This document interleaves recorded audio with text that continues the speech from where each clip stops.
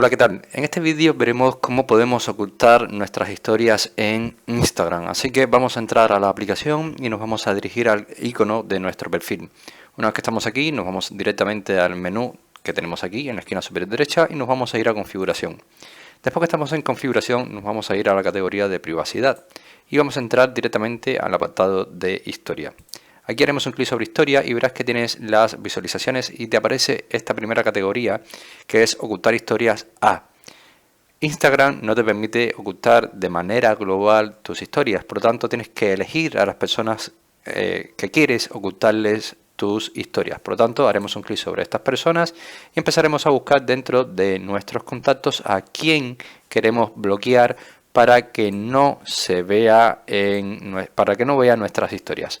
Agregamos una persona y de esta manera cuando nosotros subimos historia a Instagram, esta persona específica no podrá ver esa historia. Así que nada, de esta manera es como podemos de momento ocultar historias en Instagram. Espero que este vídeo te haya ayudado, te haya gustado y si es así, como siempre te digo, te invito a que me dejes tu like, suscríbete a nuestro canal y por supuesto nos vemos en un siguiente vídeo.